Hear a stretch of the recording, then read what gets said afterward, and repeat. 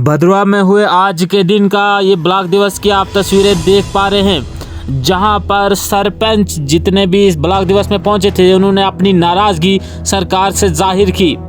सरकार से ये गुहार लगाई कि ब्लॉक दिवस के नाम पे एक तमाशा ही देखने को मिल रहा है। ना ही ग्राउंड जीरो पे कोई काम इम्प्लीमेंट होता है और ना ही ब्लॉक दिवस का मतलब उन्हें समझ आ रहा है, क्योंकि उनका ये भी कहना है कि ब्लॉक दिवस पे कोई भी हेड ऑफ द डिपार्टमेंट किसी विभाग का सामने नहीं देखने को मिलता है। ज़्यादातर विभाग से आए मुलाजिम यहाँ पर कम ही देखने को मिलते हैं।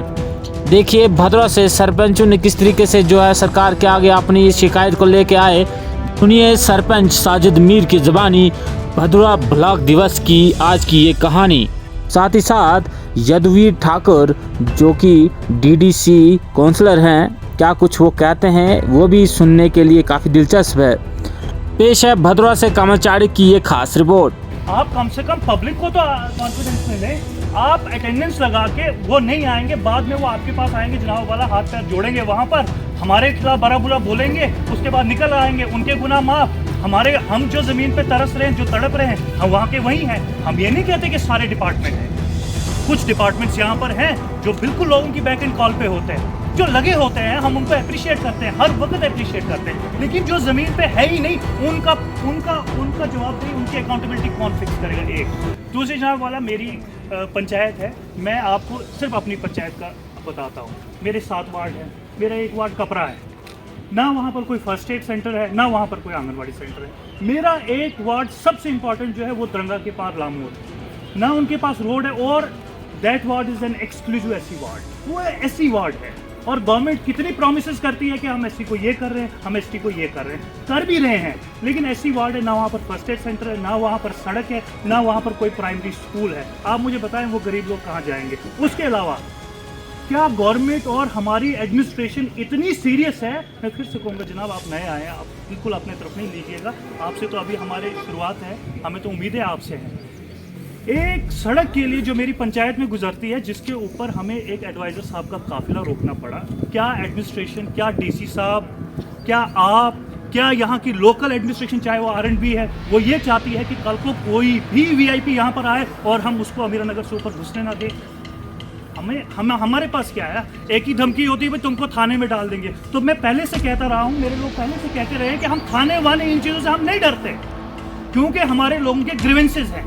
जब मेरे गांव में कोई लेडी प्रेग्नेंट होती है, जब कोई बच्चा गिर जाता है, कोई बुजुर्ग बीमार होता है, हमें सबसे पहले जो है उसको सड़क पे लाना पड़ता है।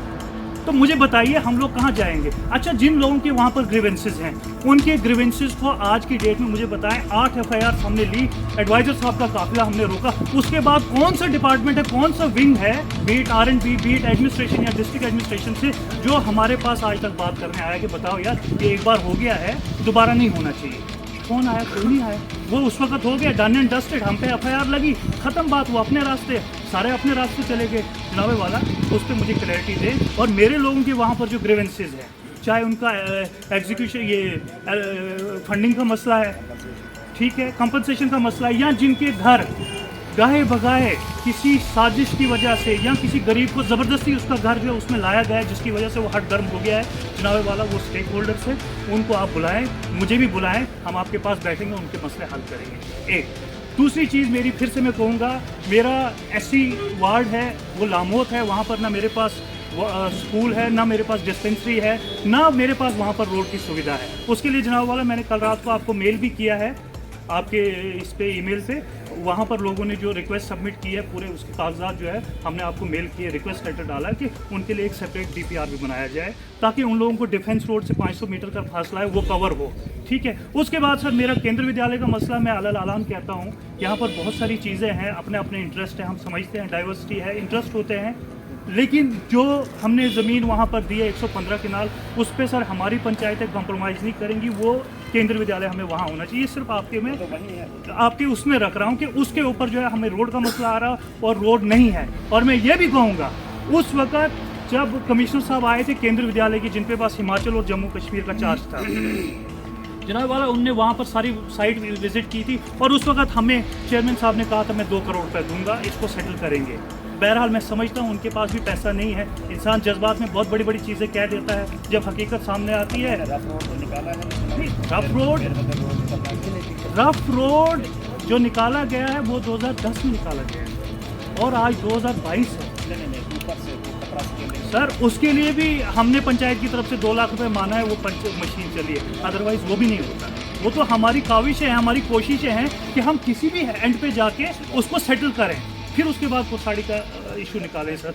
तो ये मेरी गुजारिश है सर, मुझे उम्मीद है इस पर आप देखेंगे। लेकिन सर हमें सिर्फ आज इतना बताया जाए कि अगर हमारे लोग ब्लॉक दिवस है, आज यहाँ पर 2000 लोग होने चाहिए थे, 1500 2000 लोग होने चाहिए थे, बच्चे होने चाहिए थे, लेडीज़ होनी चाहिए थी, जेंट्स होने चाहिए थे, क्योंकि हमारे ग्रीवेंसेस हैं, हम लोगों के ग्रीवेंसेस हैं। फिर मैं आपसे यही गुजारिश करूंगा कि आज अगर आपने PHE के AEE को एक्सचेंज को वहाँ पर बुलाना है, यहाँ पर बुलाना है, तो वो तो जनाब वाला हम आपके पास भी आएंगे, उसकी हमें आपसे पूरी उम्मीद है, वो तो आप करेंगे। लेकिन ये इस दिवस का मतलब क्या है, इसके पीछे एम्स क्या है, गवर्नमेंट ने क्यों कंडक्ट किया, वो सर हमें बताया जाए। मैं ये समझता हूँ कि आप इस पर ज़रा देखें कैसे क्या हो सकता है। और जो ये डिपार्टमेंट्स यहाँ नहीं आए हैं, जो डिपार्टमेंट्स जिनके हेड्स आने चाहिए थे, आप देखें बिजली के मेरे ख्याल में आज आए हैं, आपको हेल्थ का कोई नहीं दिखेगा। मुझे हेल्थ के सब आप हैं हेल्थ के कुठाड़ी में कौन डॉक्टर है?